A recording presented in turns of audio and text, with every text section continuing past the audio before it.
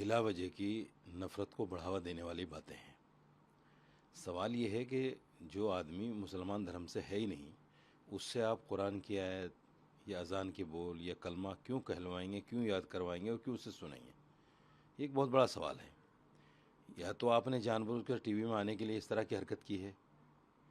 इतने बड़े बेवकूफ़ तो आप हो नहीं सकते, क्योंकि टीचर बेवकूफ़ नहीं होता। अगर टीचर ही बेवकूफ़ हो गया तो फिर तो पूरी क्लास का बंटाधार हो जाएगा। तो इसलिए मैं मानता हूँ कि इस तरह की जो चीज़ें हैं वो जानबूझकर की जाती हैं, ताकि टीवी में लाइमलाइट मिल जाए और 2-4 दिन नाम चल जाए। सस्पेंड होंगे तो क्या होगा, बहाल हो जाएंगे 2-4-10 दिन के बाद में, या कुछ ले दे के मामला बन जाएगा। तो ये जो सारी चीज़ें हैं जानबूझकर तय की जाती हैं या कराई जाती हैं। कई जगहों पर यह भी मामला सामने आया कि कह दिया गया कि इस तरह की बातें बोलो। जैसे आपको याद होगा कि अभी मौलाना जर्जीस ने एक बयान दे दिया, हालांकि उसका कोई तुक नहीं था, लेकिन दे दिया। तो लोग कह रहे हैं कि बयान दिलवाया गया। तो इस तरह की चीज़ें कई बार कराई जाती हैं और उसको कह दिया जाता है हम तुझे इतना कुछ कर देंगे और तुम खामोशी के साथ सस्पेंड हो जाना, बाद में देख लेंगे जो होगा। ये है। सर, यूसीसी को लेकर मध्य प्रदेश के मुख्यमंत्री का बयान सामने आया है। उन्होंने कहा है कि जब देश के लोग एक हैं तो कानून भी एक ही होना चाहिए। अगर राम से ये उम्मीद की जाती है कि वो एक विवाह करें तो रहीम भी एक ही विवाह करें। और श्री कृष्ण के बारे में क्या कहोगे, जिनकी इतनी गोपियाँ थी, माफ़ कीजिएगा, इतनी गोपियाँ थी जिनकी, और पत्नियाँ भी बहुत सारी थी।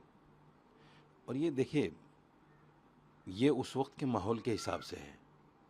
उस वक्त के माहौल को आज के माहौल से तुलना करना मैं समझता हूँ बेवकूफ़ी है, निरे बेवकूफ़ी है बिल्कुल, कि भाई फ़लाँ आदमी, फ़लाँ राजा महाराजा ने इतनी पत्नियाँ की थी तो आज हम भी कर लें। ऐसा नहीं है। उस वक्त में क्या स्थितियाँ होती थी, क्या प्रावधान था, किस तरह का कल्चर था, क्या क्या सभ्यताएँ थी, वो उस वक्त के साथ चली गई। आज देखें कि आज के वक्त में कोई भी इस तरह का काम करना, तो वो मैं समझता हूँ बड़ा मुश्किल काम है। यूसीसी पर जहाँ तक इन्होंने बोला है, ये अब क्या बोलूँ मैं, संवैधानिक पद पर हैं। ऐसे लोगों को संवैधानिक पद मिल जाता है जिनको ना संविधान का ज्ञान है, ना जिनको समाज के बारे में पता है। बस इस तरह की बातें करनी है जैसे योगी जी कर देते हैं ना। हर आदमी योगी बनना चाह रहा है कि मैं योगी जी की तरह जो है फेमस हो जाऊं। ऐसा कैसे हो सकता है कि हर आदमी योगी बन जाए? यूसीसी पर जिस तरह से उनका बयान आया है, मैं समझता हूँ बिल्कुल बेवकूफ़ी वाला बयान है। देश में एक ही कानून है, हिंदू के लिए भी वही कानून। रेप अगर हिंदू करेगा वही कानून, रेप मुसलमान करेगा वही कानून, कोई अलग तो है नहीं। 2-3 बातें हैं जो मुसलमानों को मिली हैं और हर धर्म के लोगों को कुछ ना कुछ मिला है, संविधान ने दिया है। संविधान में बाकायदा इसका प्रावधान है कि भाई आप 3 चीज़ें अपने धर्म के आधार पर कर सकते हैं, निकाह, तलाक और वरासत। इसको कोई छीनने की कोशिश करेगा तो मुसलमान इसको छीनने नहीं देगा।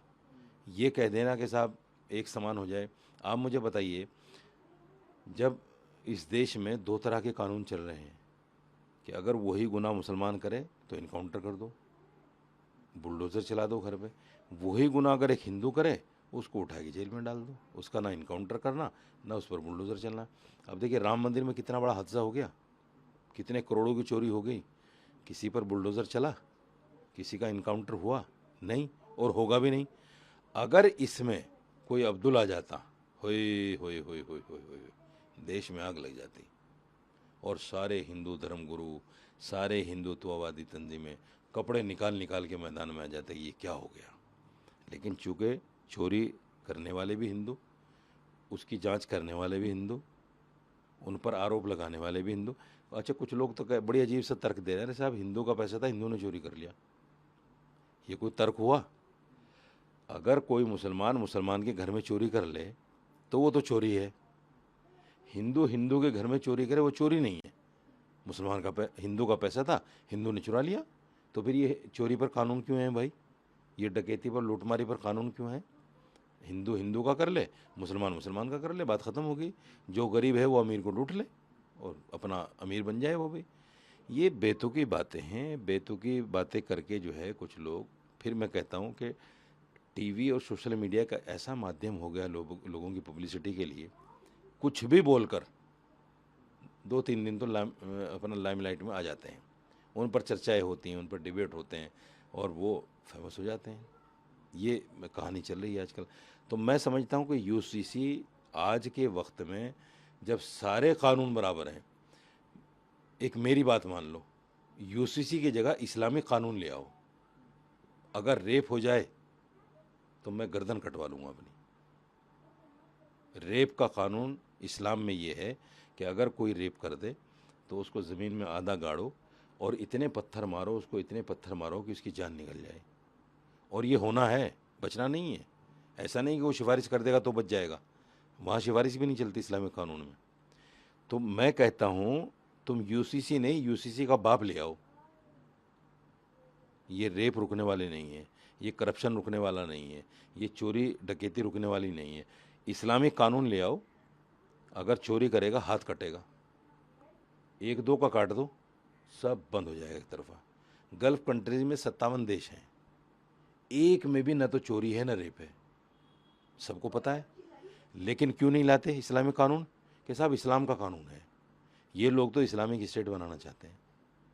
मैं ये कहता हूँ इस्लामिक स्टेट ना बनाओ, इसको हिंदू राष्ट्र बना के इस्लामिक कानून ले आओ। कितनी अच्छी बात, एक नया फार्मूला मैं दे रहा हूँ, हिंदू राष्ट्र बना लो, इस्लामिक कानून ले आओ। आप अगर राम राज्य भी ले आओगे, रेप को नहीं रोक सकते, ये बड़ी बात है। ये बिला वजह की नफ़रत को बढ़ावा देने वाली बातें हैं। सवाल ये है कि जो आदमी मुसलमान धर्म से है ही नहीं, उससे आप कुरान की आयत या अजान के बोल या कलमा क्यों कहलवाएंगे, क्यों याद करवाएंगे और क्यों उसे सुनाएंगे? ये एक बहुत बड़ा सवाल है। या तो आपने जानबूझकर टीवी में आने के लिए इस तरह की हरकत की है। इतने बड़े बेवकूफ़ तो आप हो नहीं सकते, चूँकि टीचर बेवकूफ़ नहीं होता। अगर टीचर ही बेवकूफ़ हो गया तो फिर तो पूरी क्लास का बंटाधार हो जाएगा। तो इसलिए मैं मानता हूँ कि इस तरह की जो चीज़ें हैं वो जानबूझकर की जाती हैं ताकि टीवी में लाइमलाइट मिल जाए और 2-4 दिन नाम चल जाए। सस्पेंड होंगे तो क्या होगा, बहाल हो जाएंगे 2-4-10 दिन के बाद में, या कुछ ले दे के मामला बन जाएगा। तो ये जो सारी चीज़ें हैं जानबूझकर तय की जाती हैं या कराई जाती हैं। कई जगहों पर यह भी मामला सामने आया कि कह दिया गया कि इस तरह की बातें बोलो। जैसे आपको याद होगा कि अभी मौलाना जर्जीस ने एक बयान दे दिया, हालांकि उसका कोई तुक नहीं था, लेकिन दे दिया, तो लोग कह रहे हैं कि बयान दिलवाया गया। तो इस तरह की चीज़ें कई बार कराई जाती हैं और उसको कह दिया जाता है हम तुझे इतना कुछ कर देंगे और तुम खामोशी के साथ सस्पेंड हो जाना, बाद में देख लेंगे जो होगा। ये है। सर, यूसीसी को लेकर मध्य प्रदेश के मुख्यमंत्री का बयान सामने आया है। उन्होंने कहा है कि जब देश के लोग एक हैं तो कानून भी एक ही होना चाहिए। अगर राम से ये उम्मीद की जाती है कि वो एक विवाह करे तो रहीम भी एक ही विवाह करे। और श्री कृष्ण के बारे में क्या कहोगे, जिनकी इतनी गोपियाँ थी, माफ़ कीजिएगा, इतनी गोपियाँ थी जिनकी, और पत्नियाँ भी बहुत सारी थी। और ये देखिए, ये उस वक्त के माहौल के हिसाब से है। उस वक्त के माहौल को आज के माहौल से तुलना करना मैं समझता हूँ बेवकूफ़ी है, निरे बेवकूफ़ी है बिल्कुल, कि भाई फ़लाँ आदमी, फ़लाँ राजा महाराजा ने इतनी पत्नियाँ की थी तो आज हम भी कर लें। ऐसा नहीं है। उस वक्त में क्या स्थितियाँ होती थी, क्या प्रावधान था, किस तरह का कल्चर था, क्या सभ्यताएँ थी, वो उस वक्त के साथ चली गई। आज देखें कि आज के वक्त में कोई भी इस तरह का काम करना, तो वो मैं समझता हूँ बड़ा मुश्किल काम है। यूसीसी पर जहाँ तक इन्होंने बोला है, ये अब क्या बोलूँ मैं, संवैधानिक पद पर हैं। ऐसे लोगों को संवैधानिक पद मिल जाता है जिनको ना संविधान का ज्ञान है, ना जिनको समाज के बारे में पता है। बस इस तरह की बातें करनी है जैसे योगी जी कर देते हैं ना। हर आदमी योगी बनना चाह रहा है कि मैं योगी जी की तरह जो है फेमस हो जाऊं। ऐसा कैसे हो सकता है कि हर आदमी योगी बन जाए? यूसीसी पर जिस तरह से उनका बयान आया है, मैं समझता हूँ बिल्कुल बेवकूफ़ी वाला बयान है। देश में एक ही कानून है, हिंदू के लिए भी वही कानून। रेप अगर हिंदू करेगा वही कानून, रेप मुसलमान करेगा वही कानून, कोई अलग तो है नहीं। 2-3 बातें हैं जो मुसलमानों को मिली हैं और हर धर्म के लोगों को कुछ ना कुछ मिला है, संविधान ने दिया है। संविधान में बाकायदा इसका प्रावधान है कि भाई आप 3 चीज़ें अपने धर्म के आधार पर कर सकते हैं, निकाह, तलाक और वरासत। इसको कोई छीनने की कोशिश करेगा तो मुसलमान इसको छीनने नहीं देगा। ये कह देना कि साहब एक समान हो जाए। आप मुझे बताइए, जब इस देश में 2 तरह के कानून चल रहे हैं कि अगर वही गुनाह मुसलमान करे तो इनकाउंटर कर दो, बुलडोज़र चला दो घर पे। वही गुनाह अगर एक हिंदू करे, उसको उठा के जेल में डाल दो, उसका ना इनकाउंटर करना, ना उस पर बुलडोज़र चलना। अब देखिए राम मंदिर में कितना बड़ा हादसा हो गया, कितने करोड़ों की चोरी हो गई, किसी पर बुलडोज़र चला, किसी का इनकाउंटर हुआ नहीं, और होगा भी नहीं। अगर इसमें कोई अब्दुल आ जाता, होए होए होए होए होए होए, देश में आग लग जाती, और सारे हिंदू धर्मगुरु, सारे हिंदुत्ववादी तंजीमें कपड़े निकाल निकाल के मैदान में आ जाते, ये क्या हो गया। लेकिन चूँकि चोरी करने वाले भी हिंदू, उसकी जांच करने वाले भी हिंदू, उन पर आरोप लगाने वाले भी हिंदू। अच्छा, कुछ लोग तो बड़ी अजीब सा तर्क दे रहे हैं, अरे साहब हिंदू का पैसा था, हिंदू ने चोरी कर लिया, ये कोई तर्क हुआ? अगर कोई मुसलमान मुसलमान के घर में चोरी कर ले तो वो तो चोरी है, हिंदू हिंदू के घर में चोरी करे वो चोरी नहीं है। मुसलमान का हिंदू का पैसा था, हिंदू ने चुरा लिया, तो फिर ये चोरी पर कानून क्यों है भाई? ये डकैती पर, लूटमारी पर कानून क्यों है? हिंदू हिंदू का कर ले, मुसलमान मुसलमान का कर ले, बात ख़त्म हो गई। जो गरीब है वो अमीर को लूट ले और अपना अमीर बन जाए वो भी। ये बेतुकी बातें हैं, बेतुकी बातें करके जो है कुछ लोग, फिर मैं कहता हूँ कि टीवी और सोशल मीडिया का ऐसा माध्यम हो गया लोगों की पब्लिसिटी के लिए, कुछ भी बोलकर 2-3 दिन तो अपना लाइमलाइट में आ जाते हैं, उन पर चर्चाएं होती हैं, उन पर डिबेट होते हैं और वो फेमस हो जाते हैं। ये कहानी चल रही है आजकल।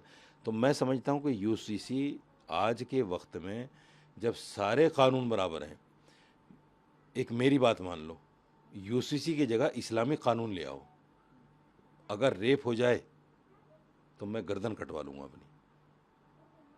रेप का कानून इस्लाम में ये है कि अगर कोई रेप कर दे तो उसको ज़मीन में आधा गाड़ो और इतने पत्थर मारो उसको, इतने पत्थर मारो कि उसकी जान निकल जाए। और ये होना है, बचना नहीं है। ऐसा नहीं कि वो सिफारिश कर देगा तो बच जाएगा, वहाँ सिफारिश भी नहीं चलती इस्लामिक कानून में।